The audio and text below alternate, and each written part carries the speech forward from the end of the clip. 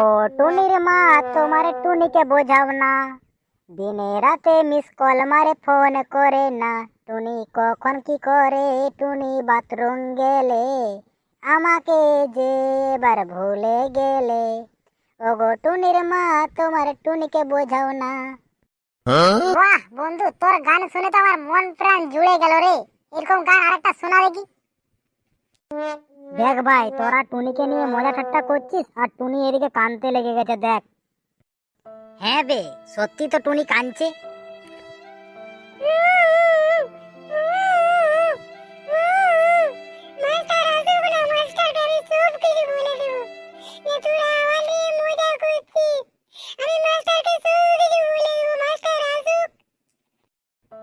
টুনি তুই বলিস না, মাস্টারকে কিছু বলিস না, তোকে নিয়ে আর মজা ঠাট্টা আমরা করবো না।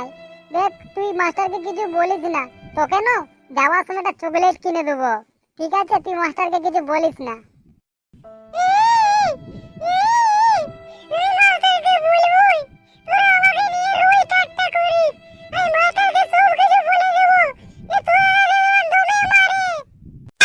দেখ টুনি, তুই যদি মাস্টারকে বলেছিস, আমরা কিন্তু তোকে ঘেরে আর তোর পেন জামা খুলে নেবো সব। তুই রাস্তায় এমনি হেঁটে হেঁটে যাবি ঘর।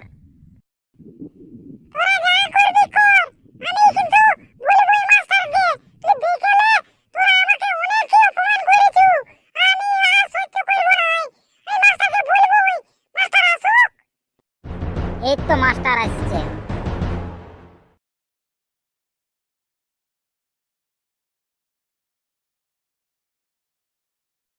অবি, এই তো নিজে পটল তুলবে আর ই আমাকে বই পড়াবে।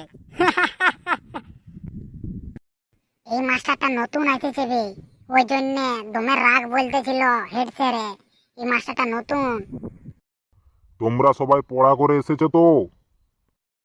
হ্যাঁ স্যার, আমরা সবাই পড়া করে এসেছি। আচ্ছা বলো তো বাবা, তোমার কাছে 5টা আপেল আছে, তার মধ্যে তোমার বন্ধুকে 2টো আপেল দিয়ে দিলে, তাহলে তোমার কাছে কটা আপেল থাকে? আরে স্যার, 5টাই আপেল থাকবে। কি করে 5টা আপেল থাকবে? কারণ স্যার, আমার বন্ধুকে আমি আপেলগুলো দেখতে দিয়েছিলাম, খেতে তো দিইনি।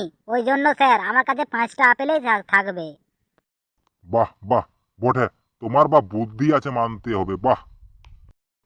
এদিকে তোমরা পড়া করে এসেছো? হ্যাঁ স্যার, আমরা সবাই পড়া করে এসেছি। আপনি প্রশ্ন করুন। আচ্ছা বলো দেখি, একটি গরুর রচনা করে বলো। মরেছে কেলটু, এবার আর বলতে পারবে না, কেলটুর দ্বারা হয়ে গেছে। আচ্ছা স্যার, গরুর রচনা। গরু আমাদের এক বালতি দুধ দেয়। আমার মা সকালে ঘুম থেকে উঠে গরুকে দড়িয়ে বেঁধে গরুকে এক জায়গায় বেঁধে রেখে দেয়। তারপর আমার মা গরুটার জন্য 2 আঁটি খড় নিয়ে আসে। খড় দেওয়া হয়ে গেলে আমার মা গরুটার জন্য জাউলি করে দেয়। জাউলি করা হয়ে গেলে বাবাকে ডাকে। বাবাকে ডেকে গরু দুটোর পায়ে বেঁধে দেয়। পায়ে বেঁধে দেওয়ার পর আমার মা বালতিতে করে দুধ দুইতে থাকে। ওই দুধ আমি যখন স্কুল আসি, গরম করে আমার মা আমাকে 1 গ্লাস দেয়। আমি খেয়ে নিয়ে স্কুল চলে আসি। আরে বদমাস ছেলে, আমি তোকে গরুর রচনা করতে বলেছি, আমি তোকে তোর মা বাবার রচনা করতে বলি নাই। তুই বেঞ্চের উপরে দাঁড়িয়ে পড়, বেঞ্চের উপরে দাঁড়িয়ে পড়। স্যার স্যার, আপনি যখন আসেননি না, তখন আমাকে নিয়ে প্রচুর হাসাহাসি করছিল, আমার মজা উড়াচ্ছিল এরা 3জন মিলে। স্যার আমাকে প্রচুর শাস্তি দিন স্যার, 3জনকে প্রচুর শাস্তি দিন স্যার। কি রে, টুনি যেগুলা বলছে এগুলা সত্যি? না না স্যার, এমনি মজা করছিলাম। এবার আমি তোদের সাথে মজা করব, দেখ। তোরা 3জনে বেঞ্চের উপরে দাঁড়িয়ে পড়।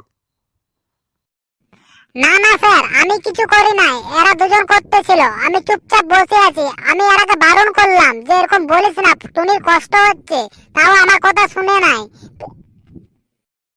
বলো তো টুনি, এরা দুজনে হাসাহাসি করতেছিল, বল্টু হাসাহাসি করে নাই? স্যার বল্টু মিথ্যা কথা বলছে, এরা 3জন মিলে হাসাহাসি করছিল। তবে রে বল্টুর বেটা, তোরা দুজন ওঠ, তোরা দুজন বেঞ্চের উপর ওঠ, দাঁড়িয়ে পড়। আজকে টুনির অবস্থা খারাপ আছে। কিছু বললু কেলটু? না স্যার, আমি কিছু বলি নাই। কেমন লাগছে রে শালা ভল্টুর বাচ্চা? শালা স্কুলটা ছুটি হোক, তোকে আর টুনিকে ন্যাংটো করে ঘর পাঠাবো, দেখবি শালা কেমন লাগে, তখন বলবি যে কেমন লাগছে রে আমাকে। তো বন্ধু, ভিডিওটা কেমন লাগলো? যদি ভালো লেগে থাকে তাহলে ভিডিও একটা লাইক এবং চ্যানেলটাকে সাবস্ক্রাইব করে দেবে।